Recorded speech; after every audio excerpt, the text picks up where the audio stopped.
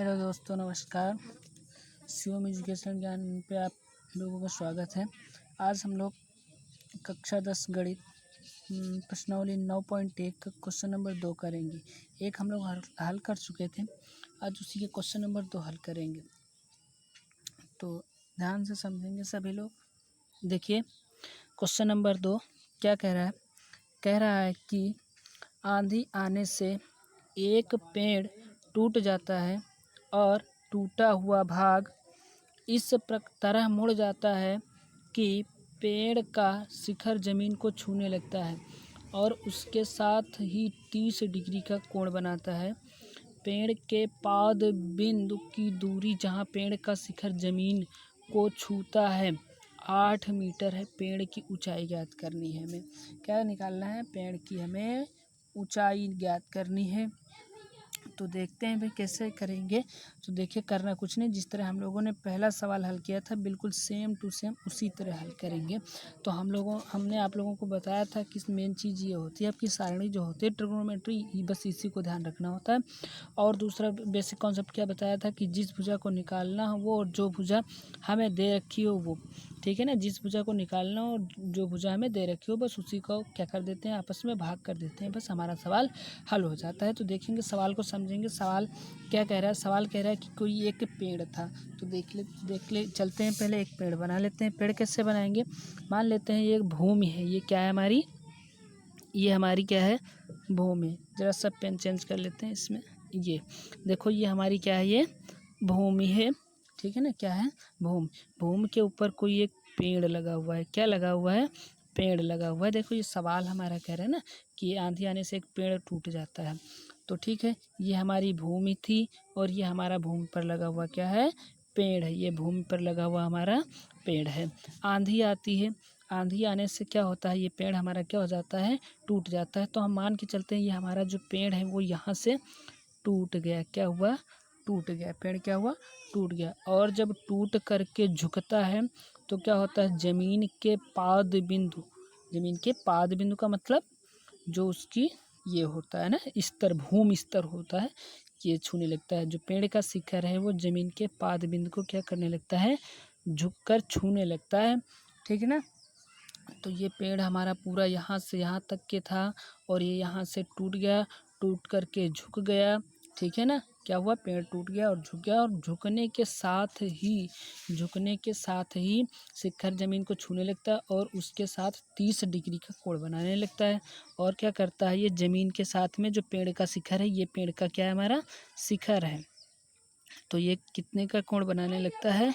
30 degree का कोण बनाने लगता है। 30 डिग्री का कोण बनाने लगता है, ठीक है ना।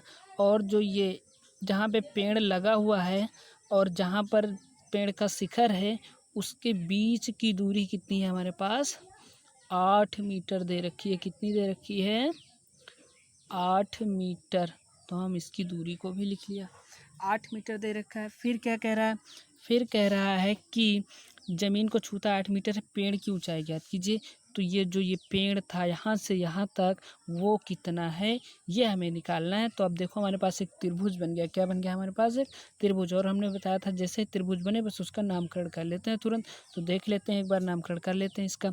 यहाँ से शुरुआत करते हैं, इसको ए नाम दे देते हैं, इसको बी नाम दे देते हैं, इसको सी दे देते हैं और इसको क्या कर देंगे? डी नाम दे देंगे। क्या नाम दे देंगे? डी नाम दे देंगे, ठीक है।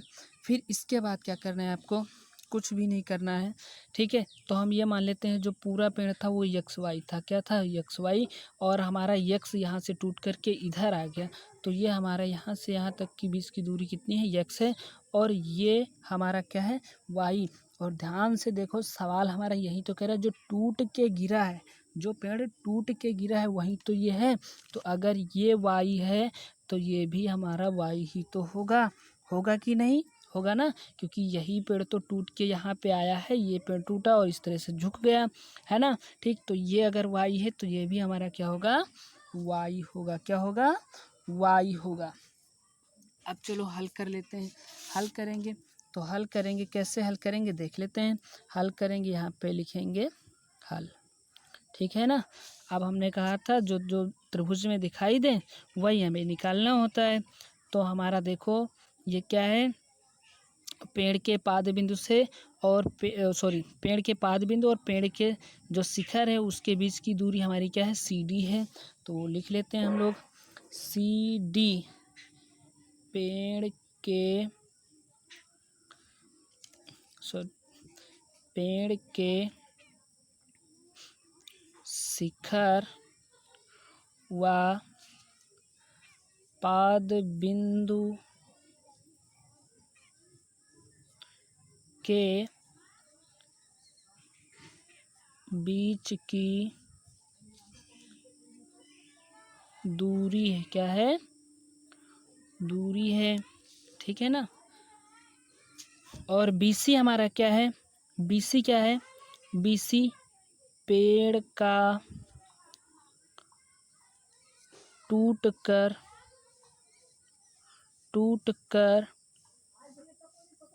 बचा हुआ भाग है, क्या है, पेड़, BC हमारा क्या है, पेड़ का टूट कर बचा हुआ भाग है, ठीक है ना। और जो BD है, क्या है, जो हमारा BD है,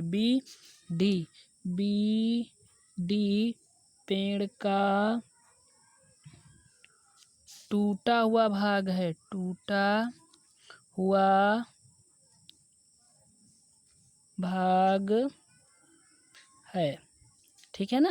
पेड़ का क्या हुआ है, ये है टूटा हुआ भाग है। अब देखते हैं, अब ध्यान से समझो, ये हमारा क्या है, AB, ये हमारा क्या है, AB। तो देख लो यहाँ पे AB, और भैया जो AB हमारा पेड़ था वही टूट कर तो नीचे आया, तो क्या हम AB के बराबर में क्या हम BD नहीं लिख सकते हैं, लिख सकते हैं। क्यों, क्योंकि जितना AB है उतना ही तो BD है, जितना पेड़ ऊपर से टूटेगा उतनी तो नीचे आएगा ना, ठीक है ना। तो हमारा AB टूटा और नीचे झुक गया, उसी को हमने BD लिख दिया। तो AB के बराबर में हमारा क्या है, BD है, AB के बराबर में हमारा क्या है, BD, ठीक है ना। यहाँ तक हो गया। अब हमने कहा था लिखने के बाद बस जस्ट कुछ नहीं करते हैं, त्रिभुज को देखते हैं। अब त्रिभुज हमारा क्या बना, एक एक त्रिभुज ले लेंगे। हमारा त्रिभुज क्या बन रहा है, BCD। अब यहाँ पे लिखो त्रिभुज, लिखो यहाँ पे त्रिभुज BCD में, त्रिभुज BCD में। अब BCD में हमें क्या दिखाई दे रहा है वो देख लेते हैं। त्रिभुज BCD में क्या दिखाई दे रहा है, हमने कहा था जो भुजा निकालनी हो और जो भुजा ज्ञात करनी हो उसी का आपस में भाग कर देते हैं। तो हमें दे क्या रखी है, हमें CD भुजा दे रखी है, CD भुजा लिख लेंगे हम लोग, CD, और बटे में हमें क्या निकालना है, पेड़ का पहले बचा हुआ भाग निकालेंगे, फिर इसको निकालेंगे, एक एक करके निकालेंगे। फिर हमारे पास क्या है, CD बटे BC, ये दे रखा है और ये हमें निकालना है, मतलब ये हमें दे रखा है ना CD, और BC हमें क्या करना है, निकालना है। तो CD बटे BC, CD बटे BC। अब ये देखेंगे कि ये रेशियो किसका है, तो रेशियो देखो हमने पहले क्या लिया, हमने सबसे पहले आधार लिया, क्या लिया, हमारा CD आधार ही तो है। और ये जो हमारा है BC, BC हमारा क्या है, लंब है, BC हमारा क्या है, लंब। तो आधार को ऊपर रखा, लंब को नीचे रखा, आधार बटे लंब देखते हैं किस में आता है, तो आधार बटे लंब, आधार बटे लंब, ये किसका रेशियो, कॉट का है, किसका है, कॉट का।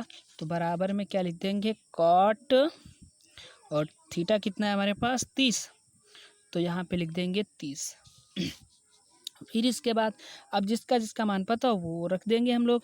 तो हमारे पास CD का मान पता है, देखो हमारे पास किसका मान पता है, CD का मान पता है, कितना है 8, तो CD की जगह पे लिख देंगे 8। BC का मान कितना है हमारे पास, x, कितना है x। और हम लोग जानते हैं कि जो ये कॉट 30 होता है उसका मान कितना होता है, √3, कितना होता है, √3, ठीक है ना, कितना होता है, √3। तो यहाँ से इस तरह से इसके नीचे 1 मान लेंगे, तो 8 एकम 8, क्रॉस मल्टीप्लाई जिसको कैची गुड़ा बोलते हैं हम लोग, 8 एकम 8, और इसका जब इससे करेंगे तो x √3 आ जाएगा। x का मान हमें चाहिए तो x को रोक लेंगे, ये इसके गुणे में इधर आएगा तो बटे में। तो इस तरह से x 8 पहले से ही इधर है और बटे में √3। इस तरह से हमारे पास जो x का मान आएगा वो कितना आएगा, x का मान आएगा हमारे पास 8/√3। यक्स का मान हमारे पास कितना आ गया 8/√3। मतलब ये जो यक्स है मतलब बी और सी के बीच की दूरी कितनी है 8/√3। अब हमें ये वाला भाग निकालना है, बी डी निकालना है। क्या निकालना है हमें? बी डी निकालना है। बी डी कैसे निकालेंगे वही इससे हम प्रोसेस करेंगे भाई, है ना। ये भुजा दे रखी, ये हमें निकालनी है, बस कुछ नहीं करना आपको, ठीक है ना। पुनः अब यहाँ पे लिख लेंगे, पुनः त्रिभुज बी सी डी में पुनः क्या, पुनः उसी तरह वही काम तो करना है हमें। ये दे रखी है भुजा, ये निकालनी है हमें, तो सी डी और बटे में ये हमारे पास क्या है बी डी। हाँ क्या है बी डी। अब ये देख लो रेशियो किसका है, तो रेशियो किसका है ये हमारे पास, हमने सबसे ऊपर क्या रखा सी डी हमारा आधार है और ये हमारा बी डी क्या है कर्ण है। तो आधार बटे कर्ण किस में आता है, आधार बटे कर्ण। कॉस का रेशियो किसका है, कॉस का। तो बराबर में कॉस लिख देंगे, बराबर में क्या लिख देंगे हम लोग, कॉस लिख देंगे। और थीटा का मान कितना है हमारे पास 30 है, तो यहाँ पे 30 लिख देंगे। क्या लिख देंगे 30, ठीक है ना। तो सी डी का मान हमारे पास कितना है 8, तो सी डी की जगह पे हम लोग कितना लिख देंगे 8 लिख देंगे, ठीक है। फिर क्या रखा है बी डी लिखा है, बी डी है ना, तो बी डी हमारे पास कितना है, बी डी हमारे पास कितना है वाई है, तो यहाँ पे लिख देंगे हम लोग वाई। और फिर क्या लिखा है बराबर में cos 30, और cos 30 का मान हम लोग जानते हैं कितना होता है, cos 30 का मान कितना होता है √3/2। कितना होता है √3/2, ठीक है ना।